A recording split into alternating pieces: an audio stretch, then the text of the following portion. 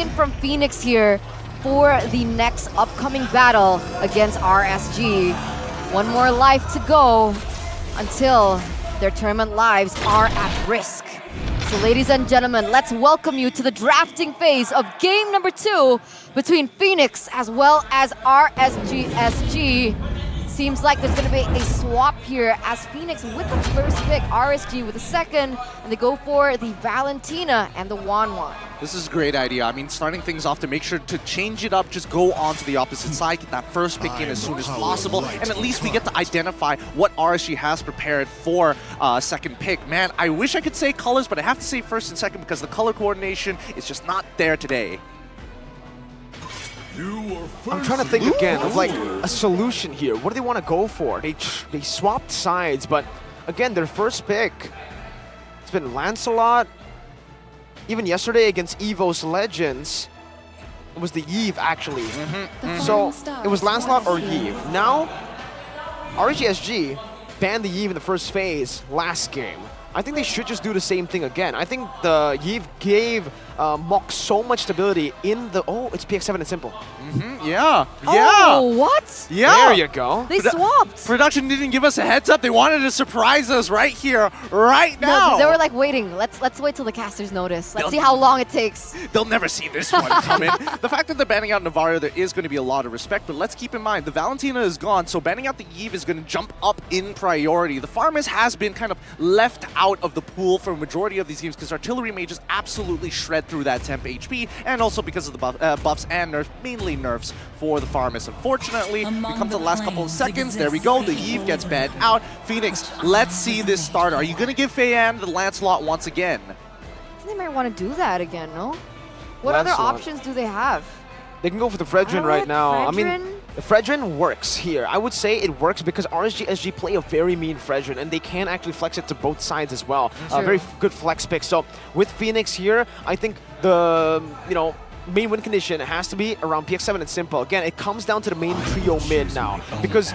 Okay, well, Arlet, something that I completely forgot about here in game number 2 because it was banned out in game number 1. Yep. But difference here for Fenix. When they played with Mok and also with Jex, they go for duo mage, kind of like the Edith and the Eve. Now with Simple, he's more of that just standard roamer. He goes for the initiator picks, goes for the pick-off picks as well, but mainly initiators. Mainly initiators, and this is why Arlet's a little scary, right? We have seen a couple of teams actually do this, putting him in the EXP or even switching up and throwing him into the roam. And yes, he is I would say he was an okay roam. He's basically a stun bot and sticks on you quite easily, especially with the demon marks. But then we come back to RSG side. How do they think about the situation? I'm guessing that Fredrin might come into play here, but instead it's going to be the Lancelot as well as the Kadita. They're expecting Fenix to try and go bold. Oh, I like this too. The instant choice here coming from Fenix is going to be the Faramis, right? So even if they want to go for the wombo combos, this Faramis can cause a lot of miscalculations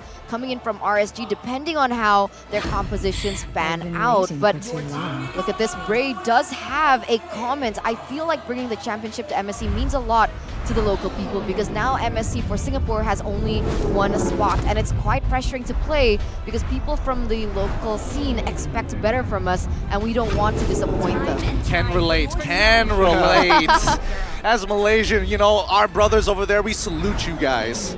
Well, with the Beatrix pick here, it certainly is still RSG SG with a better side matchup in the gold lane. Yeah. The Faramis is a very interesting pick with the Arlet as well, because the Arlet is still a good flex pick, but so is the Faramis, technically. I haven't seen Simple play this Faramis roam, but it is still a possibility that they might want to go and try. Here's the thing. I don't mind the fact that Faramis is available, considering that Kadita is around, right? Now you can't get one shot. You can walk away with at least a majority of your HP. It's all fun and games, right? But the real question is whether or not it's going into the support. With double flex picks from the side of Fenix, it's going to be a little difficult to predict what the draft is going to be. Hopefully Kuja has done his research well enough, and they're immediately going to start banning out the Fredrin as a starter, because that's something that Fenix is lacking right now. A hard frontline. As much as you want to make sure that, yes, Arlet can technically build into that tank segment, you won't be able to cover every single angle.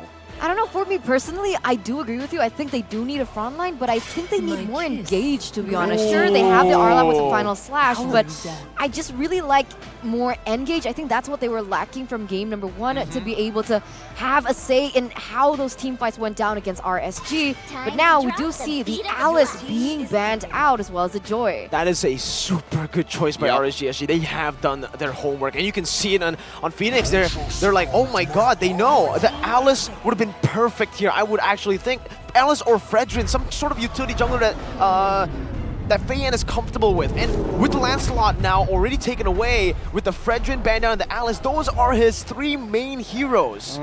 And they're also making sure they're locking in the Kufra, expecting that possibly we might see a Fanny from the side of Fenix as well. They are covering every single angle here. You can tell on the players' faces and even the coaches that, wow, they have done their homework. There's a very different air around RSG side compared to Fenix. Oh my god, what is he gonna play? At this point, what can you play in the Is jungle, Balman right? okay? The Balman, Okay, the Akai, and the Minotaur. Okay. I mean, I said engage, but I didn't really think Minotaur. I mean, this is now from a composition of let's pick people off, let's look for opportunities. No, we're going to team fight, we're going to go all or nothing here. RSG, on the other hand, when we're looking at that team fight, they are a little ultimate dependent. And if we compare the ults, stack these 5 ults against the 4 ults that we see here from RSG, I think Fenix should technically come up on top, with the only exception that the majority of their damage is coming from Benny. So that's a lot of eggs in one basket, and we might even see something crazy come out from the side of RSG. I'm looking at Badang. If they one-shot carry, that's a huge problem. You can also go Minsathar. Oh my god, it's the Badang! Diablo! A mad lad! He's a demon for a reason. You called it, Gideon, but Badang on the MSC stage. This is a first. This is a first in a long time. Badang rarely ever sees international play. It is a local hot pick for RSG, and it is respected amongst the Singaporean and professional league. But now, coming into the international stage, and especially with the perfect situation where all the eggs are on Benny's shoulders, he is the sole damage dealer for the side of Fenix. And if he dies to a one-shot Badang, which is very likely to happen, this game is going to end fast. How does it do against the Arlet in that lane, though? Oh, it does terribly. Yeah, that's why I was like, you know, maybe we might not see that. But, ladies and gentlemen, the Badang might just be what they need to send Fenix home all the way. But for Fenix, it's now or never. Everything relies on game number 2. Fenix versus RSG SG. All right, let's jump right into it, right?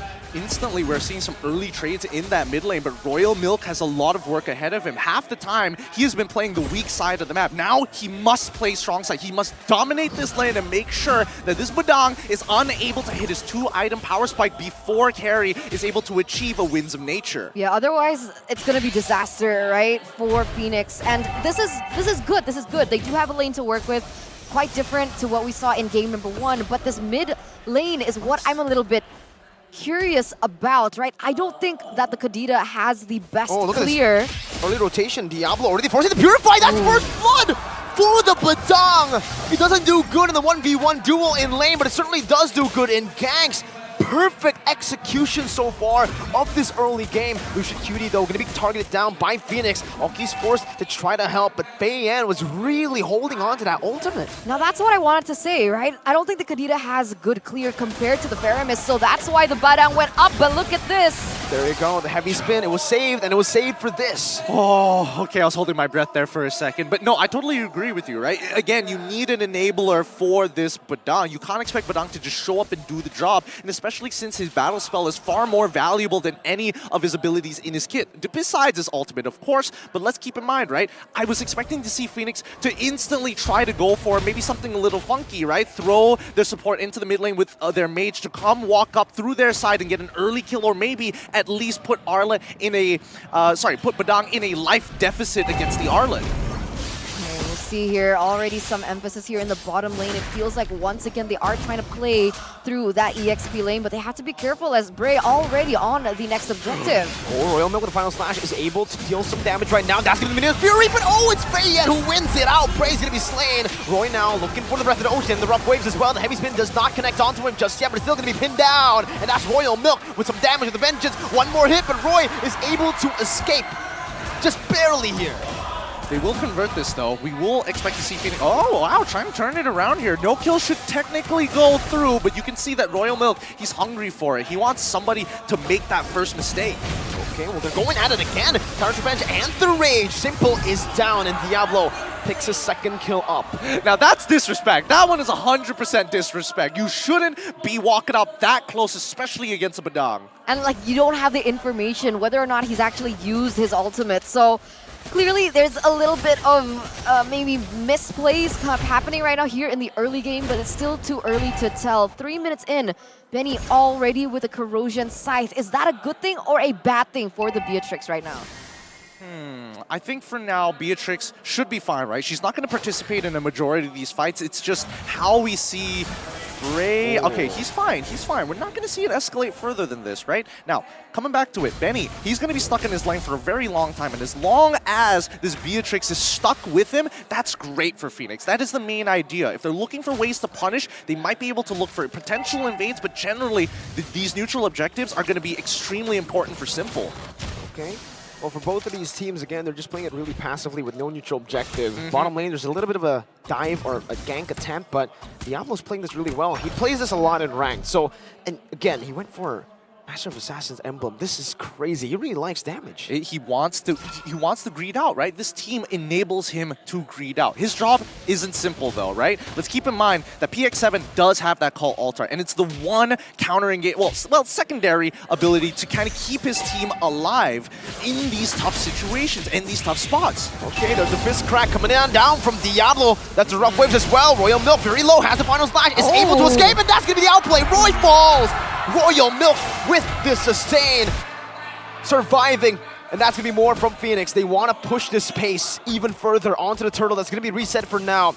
RSG SG, they have what it takes to keep on going right now. Diablo is gonna be able to lock Simple out, but Simple is still able to flicker out of that one with a Minion Fury already used up. Bray still wants to go for the 50-50 play. That's the retry, and Bray wins it out. Heavy spin doesn't pin him down. Bray with the fast hands gets out with a puncture. Dang, I can't tell if he hit level 7 first and then Retribution, or he hit level 7 after he got it pre-7. Really nicely done coming in from RSG. Now let's keep in mind that Fenix, they want RSG to make that first move. They want to look for the counter engage. That's why the Minoan Fury and as well as that final slash are such high priority ultimates to have on top of the call altar, but that's more of an insurance policy more than anything else. Potential dive on top side. Good revenge and the range. Lock and Simple down. Thorn Rose doesn't need it. This is the Biru who picks up the kill. Roy now just buying some time, distracting the back as RSG trying their best to again siege down this turret. It's a 1v1, Fayen and Bray, just a little bit there, but Oki will be able to complete that BOD, a power spike for this Beatrix. Lucian Cutie forced to use that flicker already because of PX7, bringing it back. RSG are just playing to their game plan, right? Unlock this Beatrix, start taking down these tier 1 turrets, and then repeat of game number 1. That is their general idea. That's how the siege works. Yeah, with how both of these teams have kind of, you know, comprised themselves, have drafted themselves, I feel like RSG, they want to step on the paddle, with the reason being that if they clump in 5v5, I do think Fenix has a upper edge and an advantage when it comes down to those team fights because of the resources that they have and the amount of damage that they're able to output when there's not really much of a front line coming in from RSG, which is why you can see here Roy, Diablo always very active, looking for ganks, looking to create the 5v5 to be uneven so they can actually win something on the map. Another thing to keep in mind here is the secondary objectives that these teams can actually start playing for, right?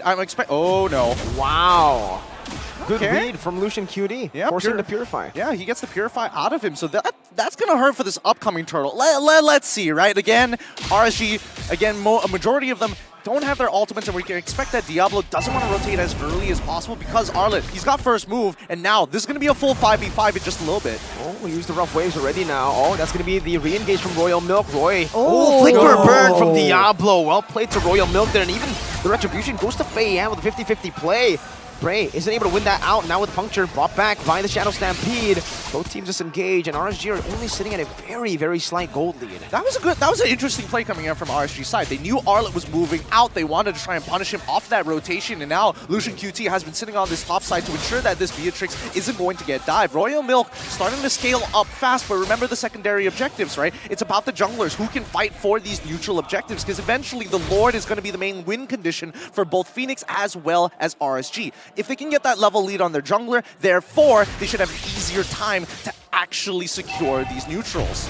There's Revenge and the Rage. Once again, Lucian just really hates Simple there. With Bennett, they're able to pick him off. And now with Retribution as well. Roy's going to be pinned down, and it's going to be a trade. 1-for-1. Roamer for a mid laner.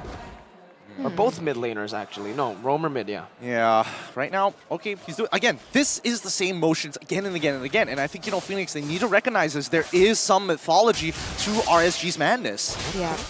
Royal Milk getting engaged on Diablo. I don't think he's going to be in range to actually do some more.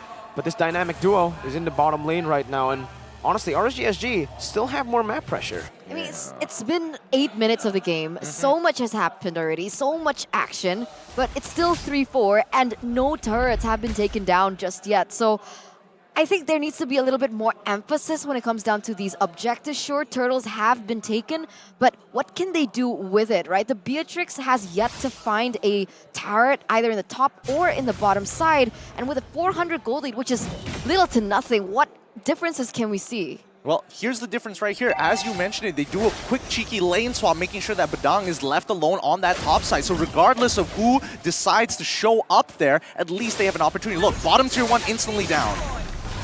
Good siege for the side of RSG SG. Still taking it slow. Oh, Simple. Jumping in. Roy. Oh, he actually went in with the rough waves there. He's going to be slain, but Bennett's Rage will collide onto them right now as Diablo's going to be taken down. 3-man Tyrant's Revenge, but it only connects onto one with the Rage. Phantom Execution onto the back. Bray looking for diving all the way with a Puncture right now. But he's going to be knocked up by Simple, and the healing really saved Fenix. Fei Yan coming down with a heavy spin. The Thorn Rose isn't enough to take him out.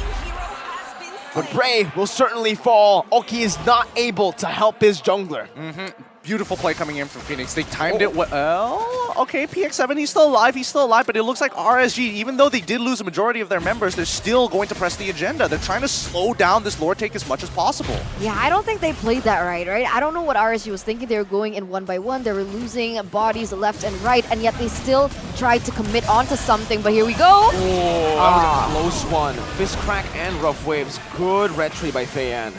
Timing it well, but look at the top side, right? While all this is happening, just slowing them down for a couple of seconds is more than enough for Oki to actually get the tier 1 on that top side. Now, the next problem that they're going to deal with is the upcoming Lord push. Once that is done, they go back to their old antiques all over again, and then they repeat the process once more. Fenix is going to wait for RSG to attack, and then RSG will have to try and bait something out from Fenix. Okay, Lucian QT is already charging out. Oh, beautiful Mutant Fury to cancel it out right now. As they are going to engage with the Breath of the Ocean, finds 2.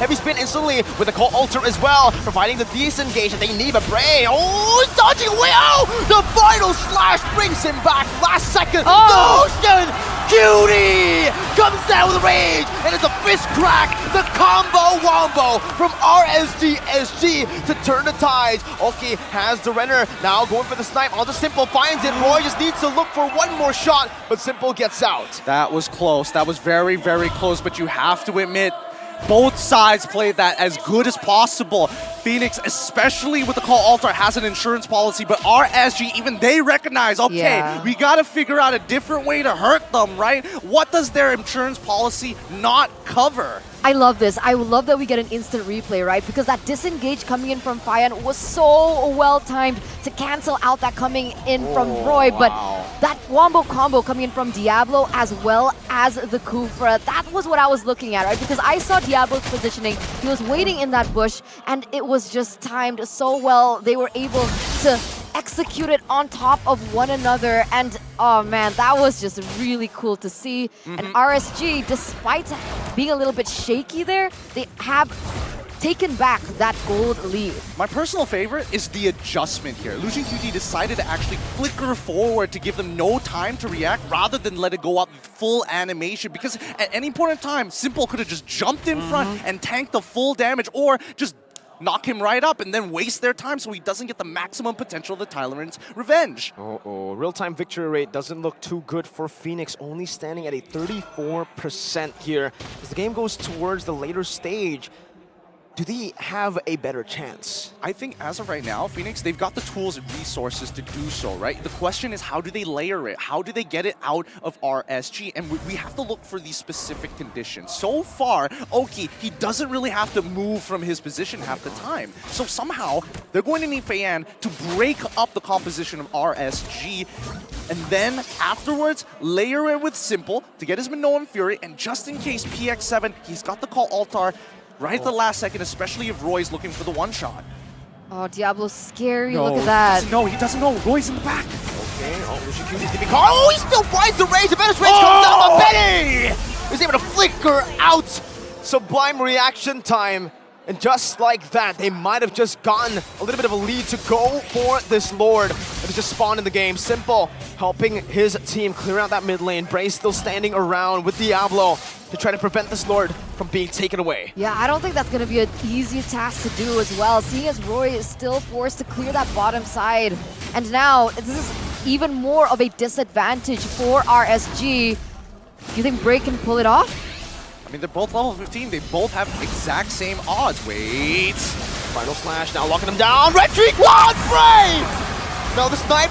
Onto the back. Royal Milk very low. Oki is waiting in the midst right now. Looking for the render shot right now. The heavy's busy to be able to lock Diablo down. Taking him down. Oki's still free hitting in the back. Oki! Oh my God. With a flicker forward, finds a triple. Benny's looking for the recall. Feiyan is running to the wrong side of the map. Roy tried to open it up, but Lucian QT is walking Feiyan down. He wants to go for it. He wants even a solo kill at this point, and Feiyan will just come to his demise. Take me. My team can hold out for 40 seconds. Just take me. Don't waste my time. We did this once before. We're not gonna do it again. RSG bringing up Singapore, making the fans believe in something once again. I love when I ask a question, they just instantly answered it. I was wondering if Bray could pull it off with a man at disadvantage, and he was. And look at that Lord marching down in that top side. Minoan Fury, final slash used up, Big 7. Oki was able to thread the needle right now with the call Altar placed down. Lucian QT still going to be able to launch the Timer's Revenge. Good defense from Fenix right now, able to clear out that enhanced Lord. But RSG are still knocking on the base, looking for more turrets as they go through one by one into these lanes. Finally, we see the Winds of Nature being purchased by Benny. Now, this could be the time that Fenix finally claps back against RSG. They've got the utility that they've been looking for, and especially when you are playing attack damage, this could be extremely dangerous for Diablo if he tries to go for the one-shot. Oh my God. Heavy spin coming down. Diablo able to flicker out. Will he be able to thread the needle? Answer is no. Roy, way too aggressive. Instantly punished for it. Simple. Zoned away with the Mirror's Passion. Bray still able to escape with the Thorn Rose. PX7 bringing him back. Royal Milk with the stun, with the resets, with the Vengeance still going at it. Wants to stick on Bray. Phantom execution now by Bray. A clean disengage by RSG, but they do lose their mid lane. Beautiful reaction time coming out from Milk, right? Especially when Royal Milk is able to get the final slash on top of following it up with a stun. Lucian QT, do they see him? They do. The Tyrant's Rage, even no heavy spin on Feiyan, but the call Altar is ready. Okay, beautiful positioning, still able to space out. The final slash by Royal Milk brings them back. It's a shutdown, and Benny flickers forward to claim another double. What are we witnessing? We're witnessing a turnaround here. Benny is feeling confident. Royal Milk finally gets to play the game. He's no longer playing the weak side. He is the strong side. Oh my God, 8-1-4 already onto Benny when initially he wasn't online. And like you mentioned, he was waiting for that item coming in through. And Bray here might be caught. Roy able to find the angle onto Benny, but a heavy spin locks him in place. Roy gets the pass it back up. He finds a kill somehow. But Benny is godlike. This is a problem for RSG Slate. At least they didn't lose an inhibitor. I think that would have been the worst possible outcome for RSG Slate. Bray is able to clear up the waves. Kadena is able to pull attention away by threatening Benny. Feiyan is dead, by the way. He's got 23 more seconds, and that's the exact amount of time that Fenix need to buy for him to get back up and make it to the Lord, because RSG, they're going to look to rush this. Yeah, they're going to try and capitalize over this, but remember, Benny, they don't have an answer to him because Roy is down. Let's see the creativity they have.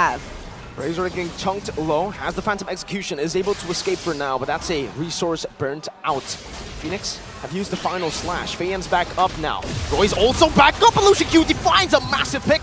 Only on the simple now. It's going to be the Fury forward onto the flicker as well. Benny! It's a 1v1 of the gold laners, but the Phantom Execution comes down. Now it's Royal Milk jumping back and forth with the resets. It's going to be Feiyan with a knockup as well. Oki going to be chain CC'd all the way, but he's still going to be able to sustain with the House Claws. Life stealing all the way. Bray now in the midst of it all, jumping back and forth onto PX7. One more hit will do it. RSG Slate Singapore. They don't need the Lord. They have wiped Fenix out. PX7 all alone, buying the immortality, a miraculous play. That's the only thing they can bank on, but it will not happen. The Burmese have fallen. RSG have knocked them out. Respect all and fear none. That is the motto of RSG Slate, and they have proven against all odds that they are able to win against Fenix Esports. They have the makings of a champion. They have the building blocks of a true Singaporean. They stand tall knowing that they are above everybody else. They know it and they believe it this time. They're walking out of there knowing that they have made history one step at a time. I love it. I love seeing the development coming in from Singapore, because we've witnessed so many international tournaments where RSG have actually participated in, and we see the development that we see today. Maybe yesterday you ask us, Singapore is not as competitive perhaps as these other big Titan regions, definitely behind Myanmar, but today they prove us wrong. With that being said, we will be saying farewell to Fenix Esports from Myanmar, our shining stars after quite a performance, and more importantly, bringing it almost all the way against a team like Onyx. But it was RSG that puts them out. What a performance once again. RSG SG have placed themselves back on the map. They are finally back. Singapore is back. So excited. You guys are so excited. We've been taking this damage for a very long time when we were together as one. So it's good to see them coming back to form. And we've been waiting for this. We've been waiting for RSG specifically. They've been a very young team. And now that they're growing and more importantly, they are maturing, they are hitting a different level, a different echelon. Wait, so this, like you mentioned before, so this officially means that Fenix is out. They're out. They're out. They've Two got losses. 2 losses. All round robin, 2 losses. Wow, I did not expect that coming into MSC. I thought at least like make it top 4. RSG SG or EVO's Legends, they can both lose their next match and they can still go through to the next stage. It all just depends on the seeding now. That's the battle for number 1. RSG SG versus EVO's Legends. But again, what a stellar performance from RSG SG. They 2-0'd Fenix. And this is a Fenix who tried to use their 7-man roster. It was PX7 and Simple. It wasn't... They answered everything. We were throwing questions at them. Is PX7 Simple better? Do they need to play right now? Here, have at it. Nope. Still nothing. Nothing. And you know what's cool? Bray said it in the interview, man. Easier than Falcon, he says. Easier than but he doesn't want to be cocky. I mean, 2-0? Well, I mean, yeah, you know. he talks the talk and he knows walks his the stuff, walk. right? I don't know about you guys, but I think that personally, Bray is going up in my cutest boy list here at MLBB. But let's look at our MVP, Oki, here coming up big time on this Beatrix. We were questioning how are they going to get through the insurance policies of the Call Altar, and the answer, just have more ultimates, you know? Making sure that you have both Bennett's Rage as well as Nibiru's Passion, both AoE high damage abilities can force out each and every one of them. You got to save your Minotaur, no problem, Bennett's Rage, but the rest of your team will fall down man by man, person by person to Nibiru's Passion. It was literally, in the end, right, it was literally just a battle of Benny and Oki. Oki gets a triple kill, Benny gets a triple kill, Benny goes legendary, Oki says, no, shut up, I'll kill you. He does. Yeah, they go in for that 1v1, and then, you know, the Beatrix came out on top. Yeah. So. This emblem right here, I don't think it's correct, but it's fine. It's fine. Well, we'd like to believe that that's what he'd like to, that he took average. Just, you know, he was that confident in lane. That's why he got a 871 GPM. Yeah, man. Again, it's crazy to imagine that RSG not only had to adapt on the fly, right? They understood, yes, there is an insurance policy. We don't know when they're going exactly, how they're going to use it. And more importantly, we are the ones that need to set the tempo, not Fenix. And that's the hardest part. Teams that play defensively usually go on top. But when you have a draft that's already been planned out, let's look at the highlights here. You can see that it's very, very clear that some of these motions just happen to repeat itself time and time again. Looking to kill that Minotaur, take away their engagement, they'll take away their free team fight capabilities, and then immediately start forcing out the other abilities, right? Bennett's Rage already came out here. Oki is like, I'm totally fine with that. I still have more than enough damage. Switch on over to Nibiru, and now I can start flickering forward. I can start getting really aggressive. You know, I know that, you know, Beatrix was insane, right? Oh but my lord. that synergy between the Kufra and How? Diablo, look at that. How do they always find these moments? It's RSG are like a walking beautiful. highlight machine right now. Exactly. What the heck, man? Maybe they should consider going into content creation because all 5 of them are just like making highlights here, continuous highlight. YouTube Shorts, TikTok, Oh, TikTok this Reels, one. like just, oh, look at that, look at that. Oh my god. They don't stop, and I can see where the confidence from Oki is coming from. It's not just him, it's the fact that he's got Lucian QT to back him up, the fact that he's got Diablo as a secondary engager, the fact that he has Ray, a consistent jungler, and one of the cuter boys on the team, definitely bringing him to another level. For sure, for sure. You don't want to counter that statement? No, wait, what? She What agrees with me. statement?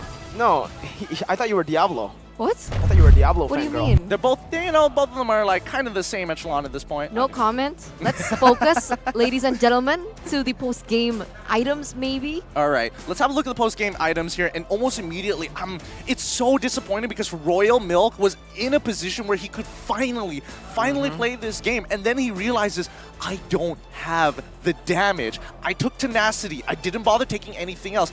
I'm pretty sure he had a Thunderbelt at one point and had to sell it off just to make sure that he survives longer. He is going to be a CC bot, and that's all he is going to achieve because the main damage was coming from Benny, and he had to pray and hope that Benny was going to be enough. And unfortunately, at the end, for every time that Benny was either isolated or taken down these 2 times, it was very difficult for him himself to be that sole source of damage. I think he was to be honest, I think he was really comfortable with it. The fact that he only died twice, considering that it's a 70 to 20 kill game, that's pretty nuts. Benny is insane, I'm telling you, right? I mean, give him a good matchup, and even a bad matchup here in lane, he's still able to perform, but man, Oki, not just Oki, the whole team, they made, oh my god. They were all performing so well, especially Lucian QT and Oki, that I completely forgot that they had a Badang. like bro, how do you outshine a Badang? Like, that's a Badang pick in MSC, and I completely forgot about it because of the plays they were making. To be fair, we did see Diablo make that early First play. 2 kills. Yeah, the first 2 kills. But then after that, I think immediately you saw the adjustment from Fenix. They're like, okay, we need to show some respect. I know we haven't fought against Badang in a very long time, so we're not sure his cooldowns for his ultimate, but we take a step back. If we don't get hit by him, if we don't enable him, we're not going to die. That's the bottom line. Diablo's a Chad, by the way. He doesn't care. He's like, Master Assassin, sure, I'll go for full damage too. How about that? Oh, greedy. again, taking 2 categories, 2 times in a row. Oki, gold per minute, as well as a damage dealt. I'm looking over at Miracle. Not top 8 yet? Does this not qualify for it? Not yet. Ooh, not yet. Okay. High standards, Miracle. I like that because that does mean that RSG still has a mountain to climb even after this, right? Let's remember who else is in their group, okay? That's going to be the big test at the end of the day. But if you look at the overall stats, I think, you know, Fenix, they played it as good as they could possibly get. And I think the only thing that could have been adjusted is the way the abilities kind of layered upon each other. That final slash was very, very important, but Roy kept forcing it out of him. Well, actually, technically, they already secured top 8.